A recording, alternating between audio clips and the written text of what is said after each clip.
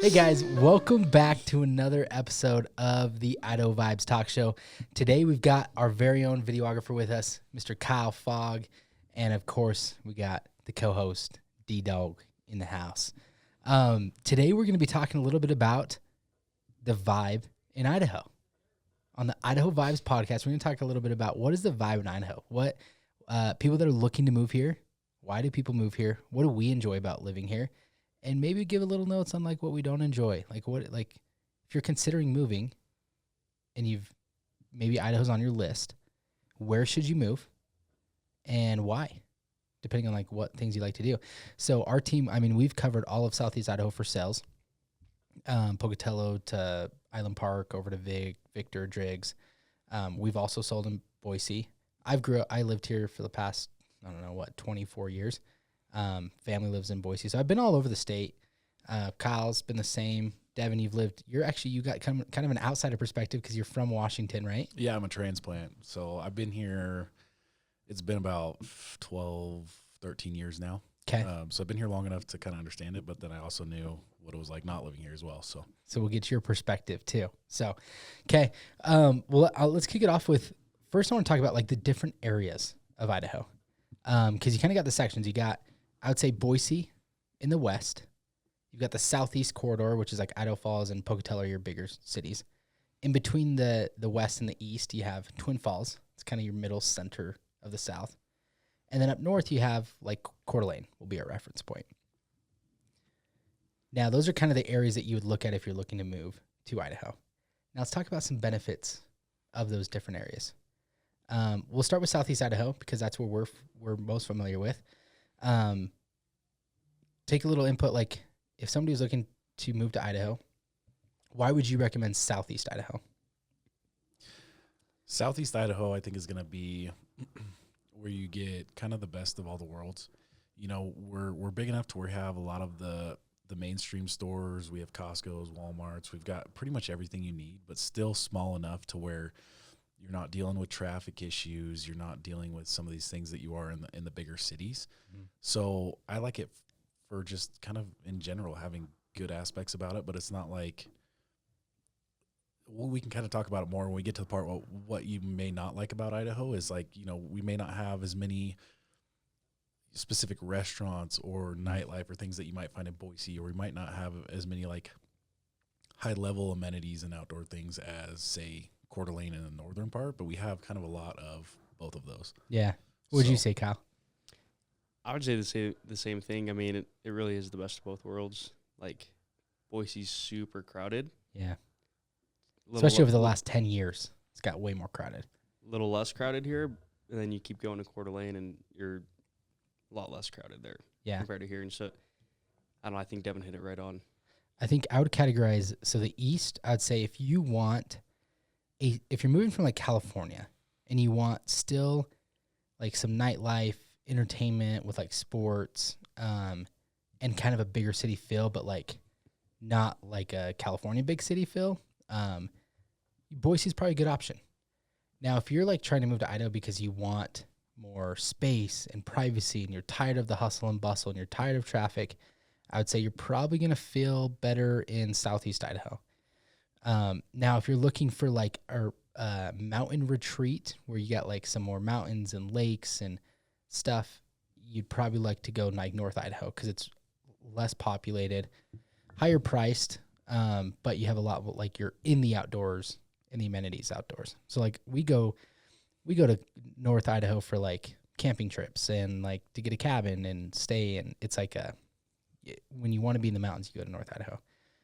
Southeast Idaho is like you have privacy, a lot more space than Boise. Like if you come here, you can get a house on some land, and that's just not really a thing anymore in Boise. And you're still super close, I'd say, to proximity to Wyoming and Montana for like national park stuff. So if you want to go to, we're about an hour and a half or so from Jackson Hole. So if you want to go to Jackson Hole for the day, go to Grand Teton National Park, go up to Yellowstone, you're about an hour and a half from both of those. So quick day trips to mountains. And you don't have to deal with like as many people and traffic. But it's a little bit colder, Southeast Idaho, than it is in Boise.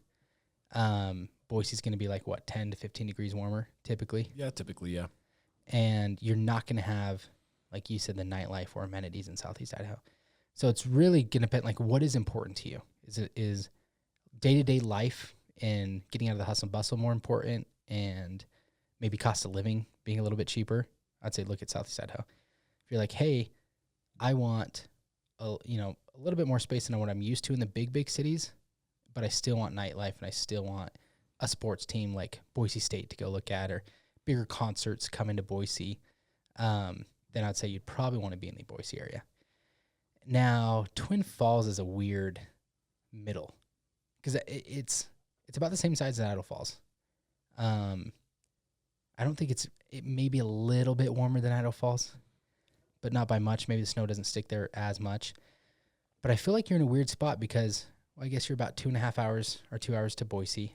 But what's in Twin Falls? Like, what are you close to for like mountainous or outdoor activity?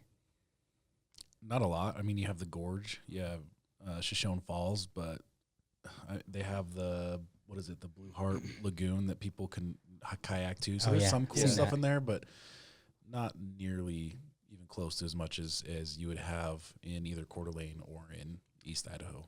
Yeah. I mean, there's Jackpot. That's true. Pretty close to Twin Falls if you like gambling. If you're a degenerate, hey. And I think honestly, got me interested. The reason that Twin Falls is as big as it is because that's one of the main corridors coming from Salt Lake to cut across to the Burley Twin Falls area and then on to Washington and Oregon. Yeah. So there's a lot of farming in there. There's a lot of kind of warehouse storage facilities, transfer stations, stuff like that. I think that's probably the biggest growth factor to get it to where it's at today. Now it's got pretty good medical care. It's got a pretty good college there, so that's kind of helped it grow as well. But it's kind of in a weird spot in the state. Chobani's there, right? I think the headquarters of the yogurt, Chobani or something. Sure, didn't know. Yeah, I didn't know. It is. I just knew a buddy of mine. He actually, he went to go like be a manager or something over there. So and then you've got, so then like Northern Idaho is like let's say Coeur d'Alene has just kind of got that ritzy feel. So it's like, what the Kardashians have a place up in like around Lake Coeur d'Alene. A lot of like really wealthy people do. Which is kind of interesting. We have got a few spots like that in Idaho. So it's like you have Sun Valley, that's kind of really ritzy, multimillionaires. You've got Coeur d'Alene, that's fairly ritzy. And then we're really close to Big Sky, Montana, in the southeast corridor here. And then we're really close to Jackson Hole.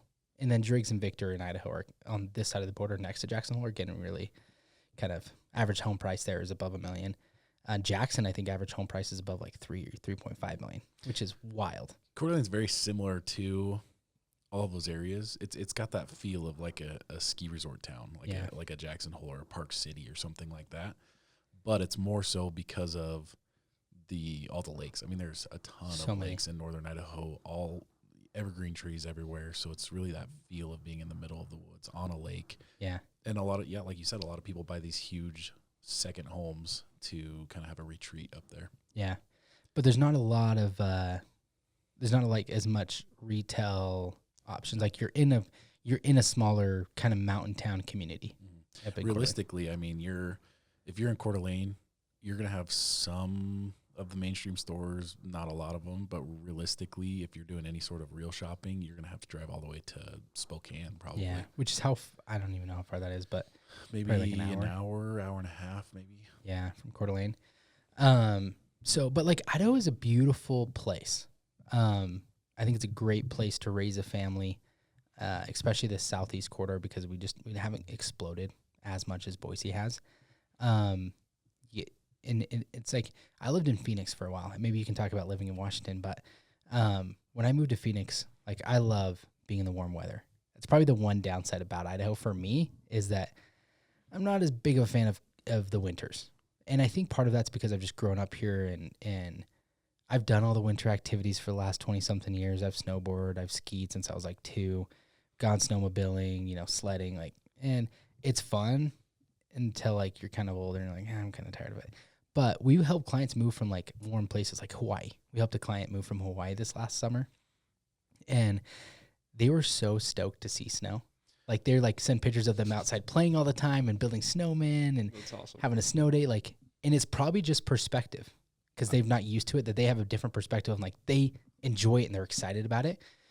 And I'm like, I'm kind of tired of it. Yeah, and I get that. I've helped a couple people in that same situation too, especially Hawaii, because Hawaii, all year long, you're between 75 and 85 degrees. Yeah. And so to see them kind of being tired of that, and they're stoked to see like all 4 seasons. Yep. Because we have all 4 seasons here. And so, yeah, they see snow, they're freaking ecstatic. They're so excited. Or they see like Swan Valley when the tree colors are changing. I think it's the coolest thing ever because they've just not experienced that before. So for you, same thing. Like all you've experienced is, you know, you have pretty awesome summers, but the winters are pretty rough, and that's what you've known your whole life. So when you go somewhere like Arizona, where you can really do stuff outside all year long, and that's exciting because you've been used to having 6 months where you can only do 3 or 4 different activities. So but I think everywhere has their trade-off, because when we lived in Arizona, I hated like the summers were actually really brutal. Like it's hot in the summers. I remember there was like a week where it was like 127 and my freaking car overheated, and it was just like, well, you always hear stories about people having to, like, if they ride bikes a lot or if they want to go running and stuff, they're going at like 3 or 4 in the morning. Yeah, you have to before the sun's up. It's the only time, and I'm like, So I think it's like everywhere has. Devon's like not a morning person. Not like I would run here either, but I'm just saying if I wanted to, I wouldn't want to wake up at 4 in the morning to do it. Not like I plan to run wherever I'm at, but I like the idea of knowing that I could go on a run if I wanted to. Okay, not sure that'll ever happen, but if it does. Yeah, this is a perfect place to be if you want to. The summer here in Southeast Idaho, and I really think all of Idaho in the summer is incredible. There's nowhere else I'd rather be in the summer months.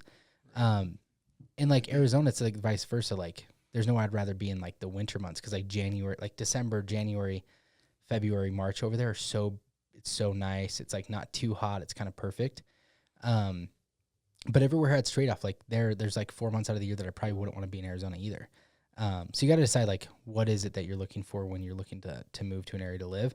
And for us, it's like even though we loved it there, I did being there for 4 years. I missed the 4 seasons. Like we were there for Christmas, and I'm like, this is weird. It's warm. There's no snow. Like Christmas lights don't feel the same. Decorations on the house don't feel the same when there's no snow or like it's not cold. Were you thinking about me shoveling my driveway while you were sitting in the pool on Christmas? Is that no? Yeah, and I probably should have, and it would have changed my perspective and be like, no, this is fine. This is all right. And so I think it's just like you're always gonna have trade-offs. I don't know if there's any perfect place to live, because even like we say, like Hawaii is year-round really nice weather. Like you probably don't have to deal with super hot summers there, but I think you just get kind of tired of you want something new. You're just tired of like having this. Anyway, in a lot of those super, like let's say Hawaii or California, because they have such ideal weather year round, those markets are insane. Like you pay to live there in that weather. Yeah, you could get a 4,000 square foot, 5,000 square foot house here in Idaho, custom built on 2 acres for the same price as like a 600-foot condo, square foot condo in Hawaii. Yeah. So it's like, it's great like to live there if you can afford it. But you just know that you're definitely paying the increased price for the weather in that location. Yeah. So I'm like, I really feel like Idaho's a decent trade-off. There's probably like it's like January and February are probably the worst months, and maybe part of March. Like up until December for Christmas, I love the cold. And I love Halloween when it's a little chilly, and Thanksgiving and Christmas. And then it's like after Christmas, I'm like, okay, I'm ready for the snow to melt, because like we got through the holidays and now it's just kind of cold in January. But by, March to April, it's like things have kind of cleared up and we're back into the spring.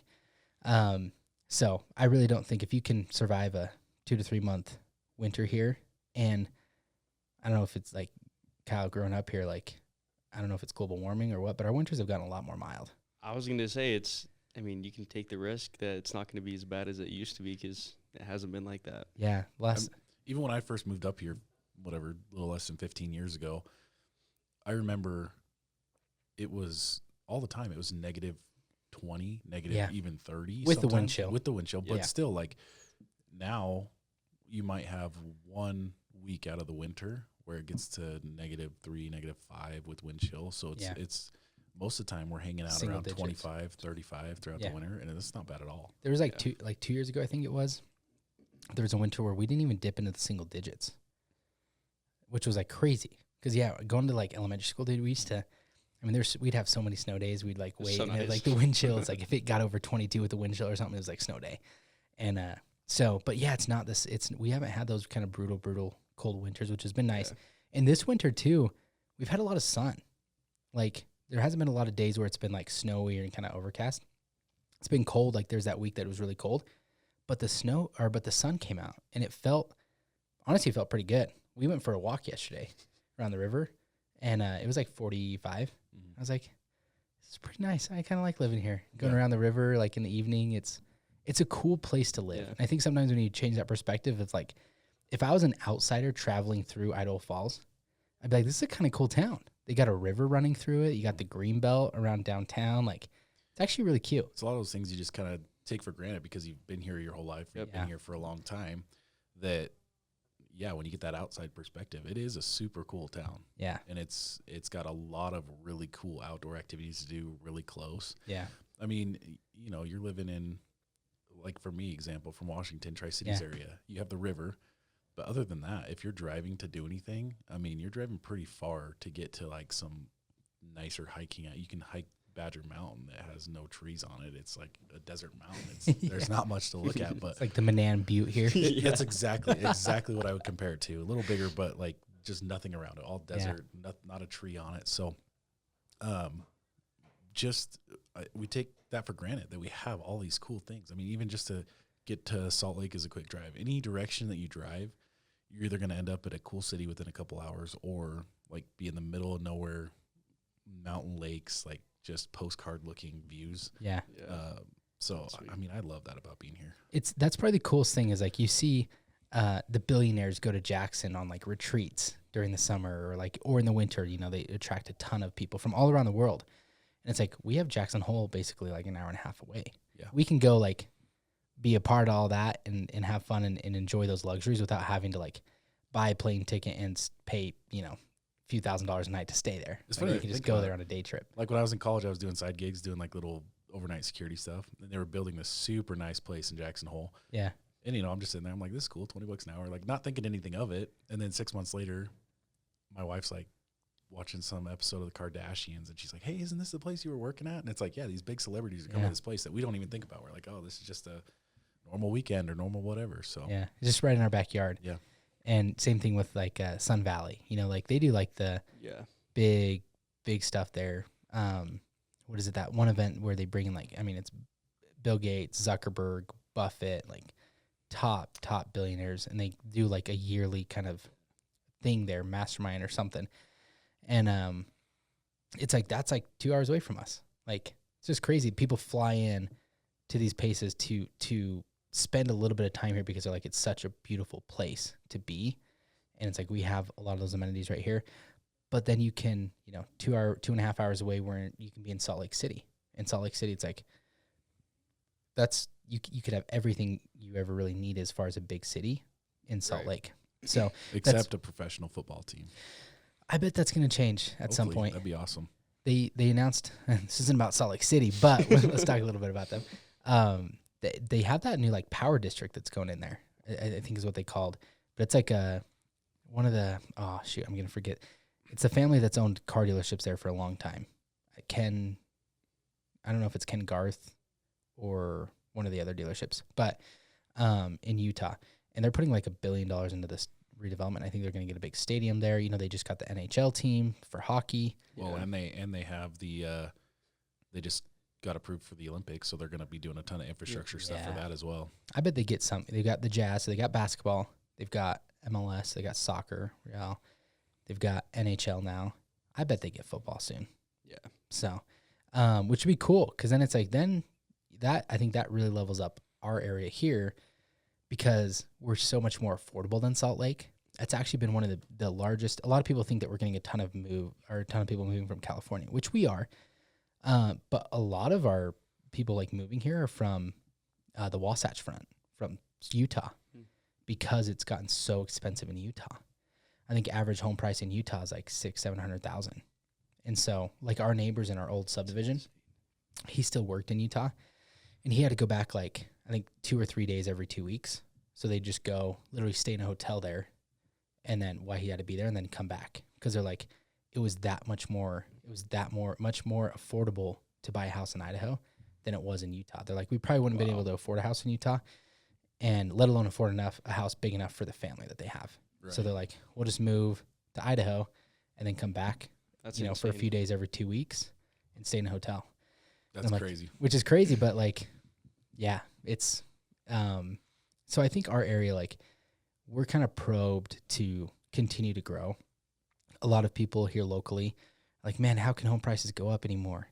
It's like, well, if you look around, every surrounding city to us is higher cost of living.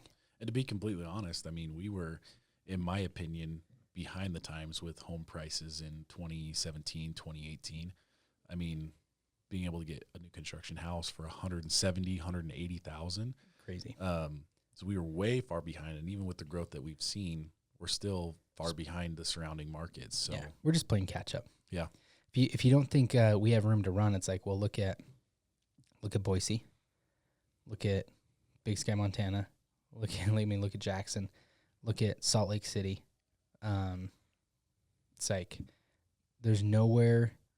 Honestly, this whole West Coast. I'm like, then you go into Colorado, it's like you got like Denver. It's like then you go into Arizona, it's like you got like Phoenix. You go to Nevada, Las Vegas. It's every single state around us has a higher price of living, other than probably like, unless you go into like the Dakotas. Maybe you can get some cheaper in like North or South Dakota. But like, who wants to live there? Yeah, who wants to live there? And for being in the location we're in, we have a really sustainable economy too, because of all the government jobs at INL, the government site.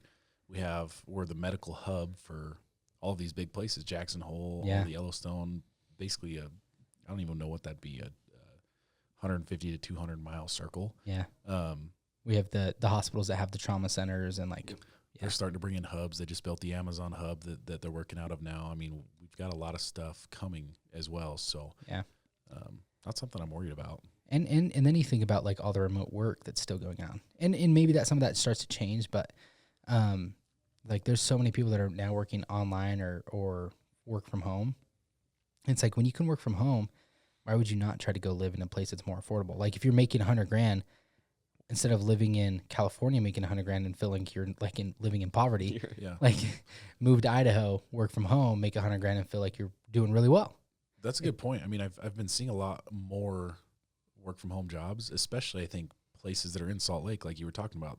The price to live there is so much more expensive. Yeah, that a lot of these in Salt Lake area and down into Happy Valley, like Lehigh, American Fork, all that kind of stuff. There's a ton of tech jobs, and a lot of the tech jobs are starting to go remote. So I've helped a ton of people who got a job. They started looking in Utah. It was a remote job. They decided to come up here so that they're within 3 hours, but the housing is so much more affordable. Yeah, you're right. I'm starting to see that a lot more. And let's think of this from a business perspective. If you're running a business and it's like, and you're headquartered, let's say in Salt Lake or in California, and it's like for you're going to have to pay a livable wage to get good talent. Well, it's like a livable wage if you're headquartered in like Salt Lake City or California or whatever. It's like you might have to be at like 150 plus, $200,000 plus. It's like, well, if you could offer remote work so that you could get people that you could pay out a wage for somebody living in Idaho or somebody that would be willing to move to a more affordable place where their $100,000 goes a lot further. Right. It's like you could get good talent and look like you're paying them good because they're living in another city. It's no different than like, think about VA work. Like we've got some VAs that live in the Philippines. It's like we're paying them like what is equivalent to like 6 figures in income, but it's really cheap compared to us because like the dollar goes so much further where they live. Right. So it's like if you're working from home, the easiest way to start building wealth is like get to a more affordable place, get to a more affordable cost of living place. If you're making $150K and you can work from home or you can negotiate some kind of work from home salary and get out of California or get out of Seattle or get out of Denver and get into a place where your $100,000 actually goes a lot further for your cost of living, where you can start saving money. It's like if you can do that for 5 years, your life could look totally different. But I look at all these people that stay in the big cities and they're like, yeah, we make like $200,000 and we don't have any savings. We can't get ahead. It's because everything costs so much. Yeah. Right. You're spending $8,000. Michael, our friend out of Utah, he posted that he's looking for a client for like a rental. He's like up, around $8,000 a month. I'm like $8,000 a month for a rental? Yeah. What? Like that's insane. You could buy a $1 million house here. Yeah. And like on some land, and Yeah, it's just crazy. It's wild. Well, not only that, but then with the employers, you have cost savings because they're not having to have as much, commercial space to host all these employees. So really, it's kind of a win-win. And with the tech and the way things are going, it can all be done remotely anyways. So it's smart. There's a lot of benefits. Yeah. But back to Idaho, we have a lot of things that help our economy locally, but then things like that are externally that also help our economy and help people come here has been, I think, a big part of our growth over the last 5 to 6 years. Yeah. Yeah. Let's talk about, like, we've hit on some different areas of Idaho and why people might want to live here. Let's talk about, like, we've kind of hit on some of the downsides to living in Idaho. What do you think? And I think there's different perspectives depending on your age. Because, like, when you're raising a family, I actually think there's a lot of, like, I really enjoy, I would love to have a second home and be a snowbird at some point. But I'd also, like, wait for my kids to get a little bit older. I think this is a great place for them to go to school. I don't have to worry about anything here. Like, when I was in Phoenix, sometimes I'd worry about Bree going to the car wash alone. Or, like, just certain things that I didn't realize I would worry about that I had to worry about there when I was in a bigger city. It's like here, Bree can go anywhere by herself. Like there's really no, I want to say, you're not as concerned about crime or anything like that. So it's a really good place to raise a family. But I think if you're a young adult,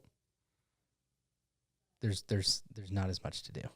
Yeah. Like if you're not raising a family, and that, like, Kyle, you can probably speak on this. You're just about to get married, but you're not. Like, what is for a young adult? How is it living in Idaho, like Southeast Idaho? I think it depends on the kind of person you are. Like, if you're an outdoor person, great. Yeah. We're supposed to have all this energy. There's tons of stuff you can go do. But with, the university in Rexburg too, there's a bunch of young people there. Yeah. That never get out because, maybe they can't afford a trip to Jackson or a trip here or a trip there, which I think, like, those are, like, really big benefits of living here. Yeah. But a lot of people just can't do it. But I don't know. I mean, you have Fat Cats in Rexburg, which is like the bowling and movies and stuff. But if you don't like going out to do stuff, there's really not much to do. Yeah. Like, there's really there's not a lot of nightlife. Basically, you've got a lot of outdoor stuff to do: hiking, fishing, hunting, boating. Yeah, skiing, all that kind of stuff. Like four-wheeling, ton of side-by-side. There's the huge, I think it's the second biggest in the nation, the sand dunes in St. Anthony. Yeah. So a lot of people come from out of state to do that. There's tons of huge competitions. You see those videos of people jumping dirt bikes off a sand dune like 300 feet. That's probably where it's at. But, and then vice versa, you have a ton of stuff here for, like, younger kids. They have a lot of family fun centers. They have little, like, gymnastics gyms, indoor pools, things like that. But for, like, a single young adult, there's not a lot of good, I don't want to get in trouble for saying this and make somebody mad here, but there's not, like, a lot of really good, like, bars with a vibe that's kind of like your hangout and mingle. There's not really, especially not for a younger crowd. For a younger crowd. There's some that are more geared towards, like, older people, but a younger crowd, there's not really a great bar for that. There's not really any nightlife, like clubs kind of stuff. I mean, there's some little ones that pop up or whatever, but they're not There's nothing.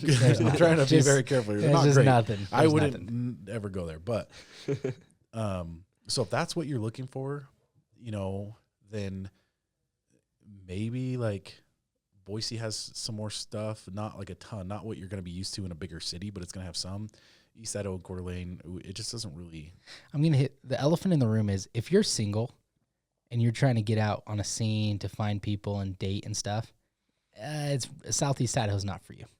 It's kind of what I feel like, because, like, I've had a lot of friends that, over the last, like, 10 years have battled with this. It's like they're single and there's, like, nowhere to go out and meet people. There's no clubs, there's no bars, we've got, like, some coffee shops, but there's just really there's not a lot of young there's nowhere where single communities. Yeah, there's just not a lot. You got the college in at BYUI, which is like BYUI do. People go there and you can find somebody at the college there. But if you're not going to BYUI and you're just single, trying to mingle around Idaho Falls. There's not a lot of nightlife, and it's No. really hard for you to I do mean, that. probably your best place in the area is going to be Pocatello because it's got ISU. So Yeah. they've kind of catered a little bit more to that crowd. So that's probably going to be your best bet. But other than that, not a lot of options. Pocatello in itself. There's actually a side quest here on Pocatello because we didn't really touch too much on Pocatello. Pocatello is like, I think of Pocatello being a local here. It's like kind of like the redheaded stepchild of Southeast Idaho. It's like, We just to say we do love redheads and stepchildren. That's yes, not a we do. thing for me, Sorry, but that's just a metaphor, right? But Pocatello, it's funny because you talk to people that live in Pocatello and they're like diehard Pocatello. Like, oh, we've got mountain biking trails right up the mountain. And I'm like, those aren't mountains. Those are hill. hills. Yeah. Like, it's just funny, but they're so diehard on Pocatello.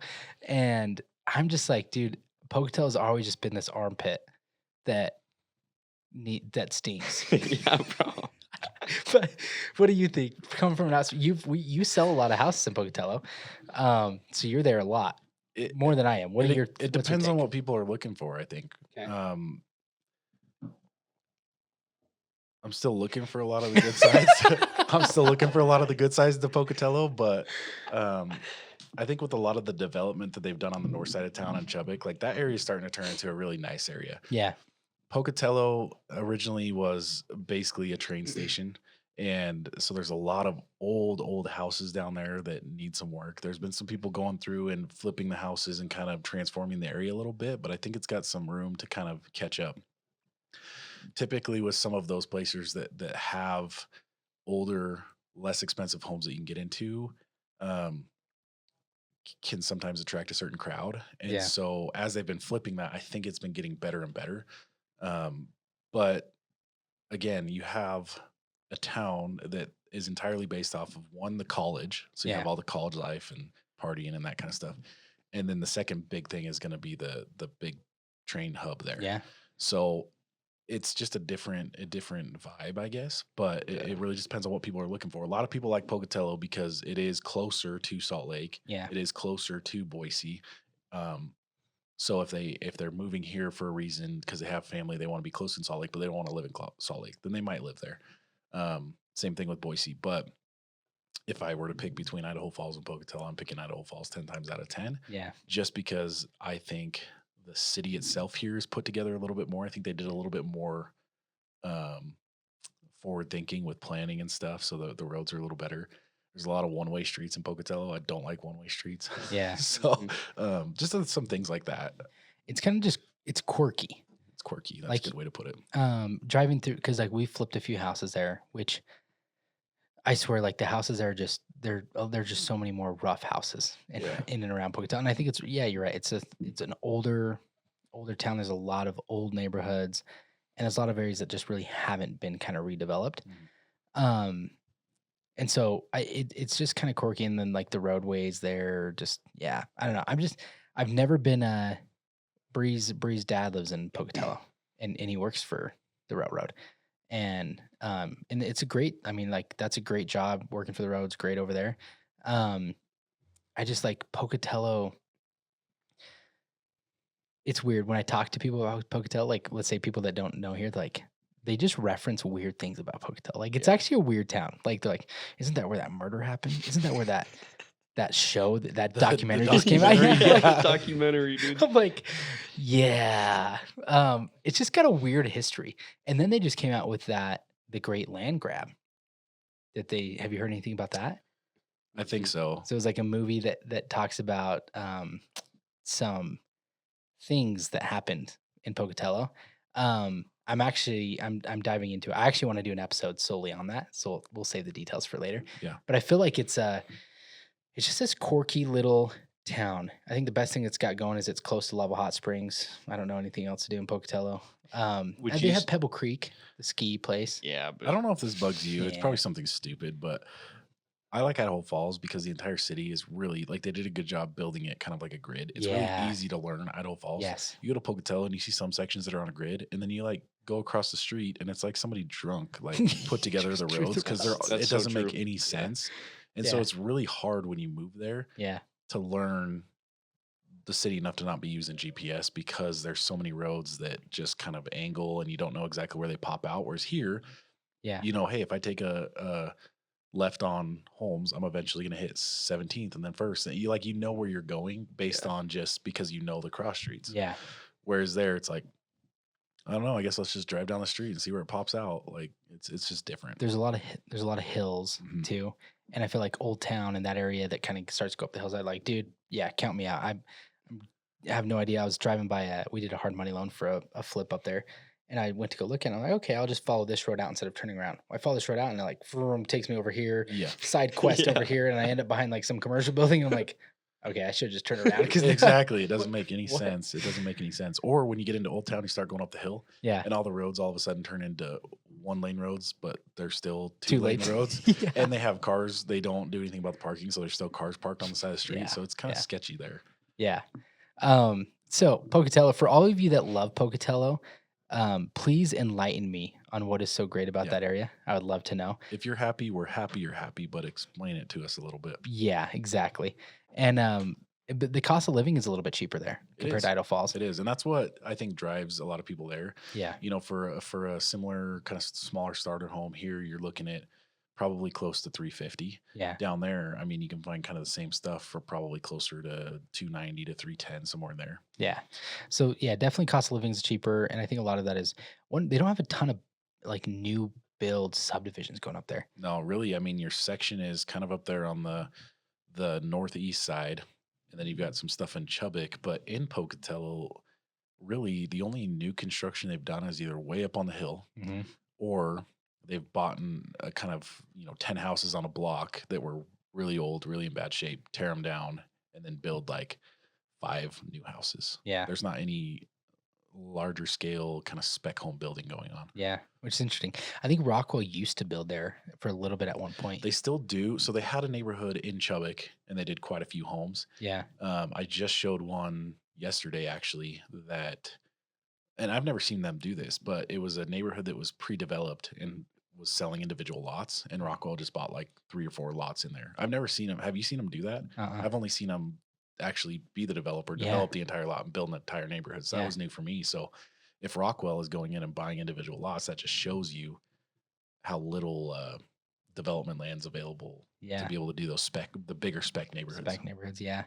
Yeah, it's interesting. Pocatello's it's an interesting place, but I think the people that love there, it's like if you do like mountain biking, you do have some mountain biking trails there.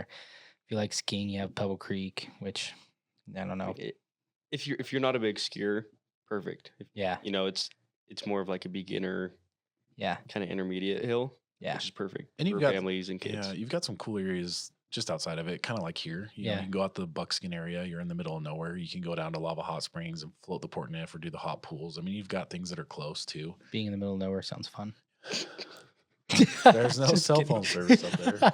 I mean, they are getting the canes, so they're doing something right. See, that's what what pisses I'm saying. me off. Like, okay, what do they see? Well, I don't know, and that's what pisses me off is people that, and I don't know if it's just outside people thinking, they just don't know Idaho, and they're looking at their analytics and like, well, we've got a bigger population here, or the college is here, so we want to, put our thing here. It's like, dude, restaurants go to Pocatello to die.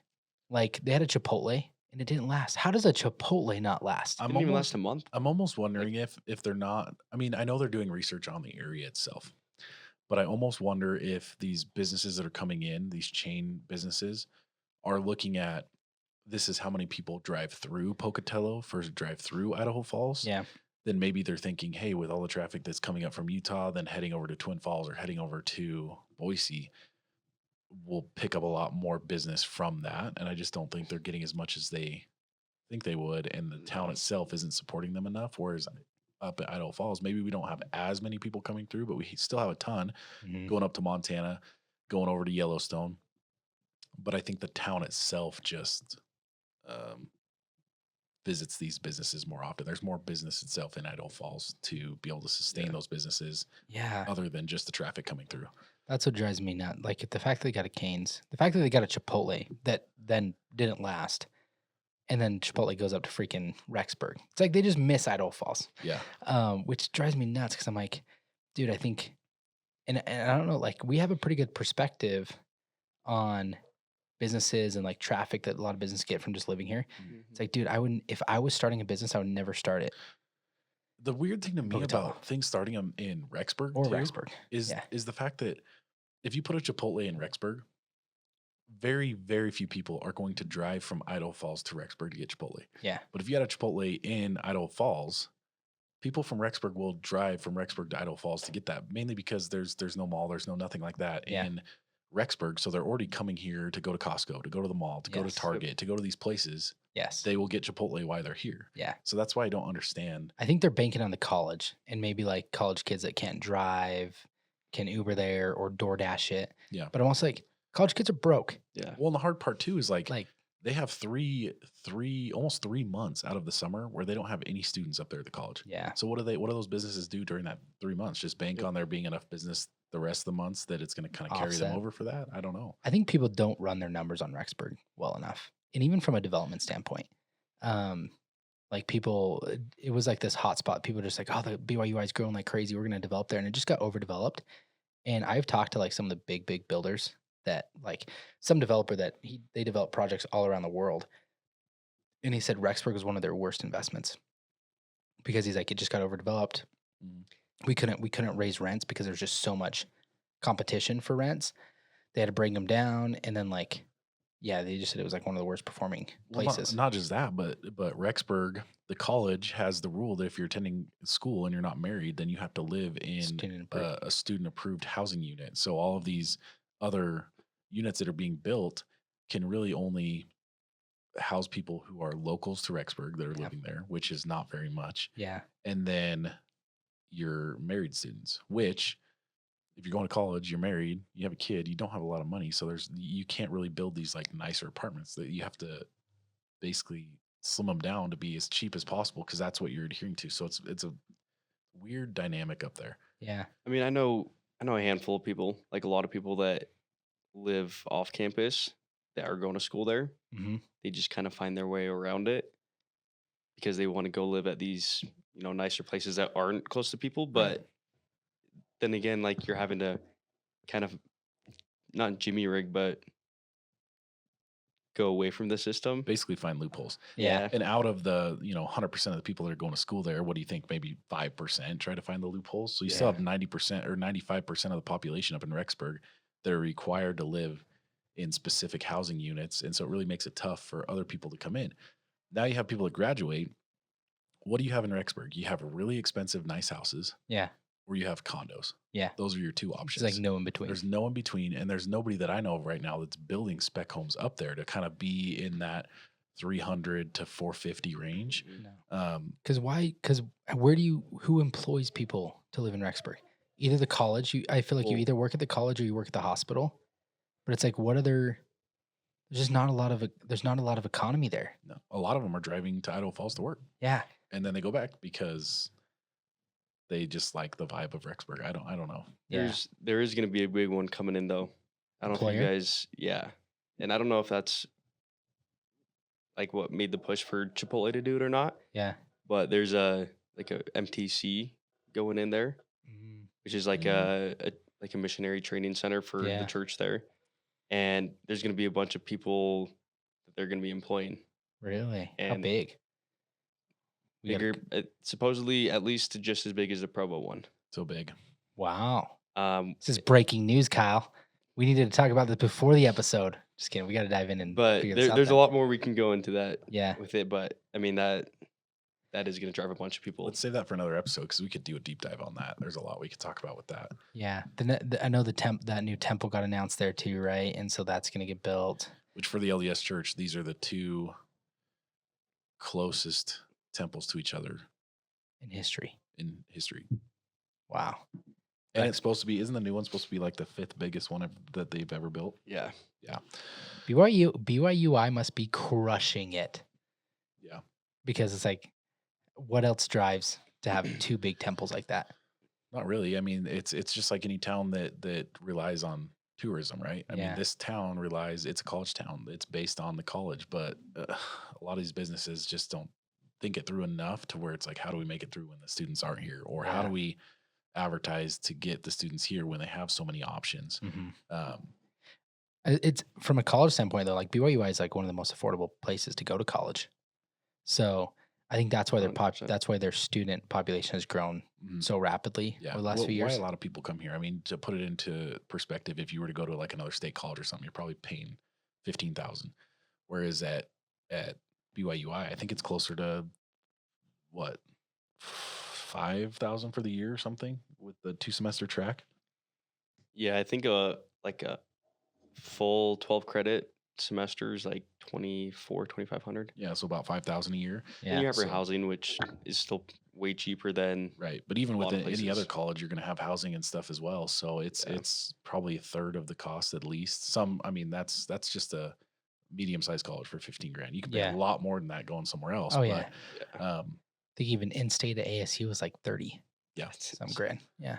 well, it's cool because the college, like, they have all these nice. They don't have organized sports teams to go play other colleges or anything, but they have a lot of intramural sports. But they used to back in the day, and so they have these like this nice football stadium, these nice baseball and softball fields to play these intramural sports. So a lot of kids just like it because it's cheap. They can still do some activities that they want to do. Yeah.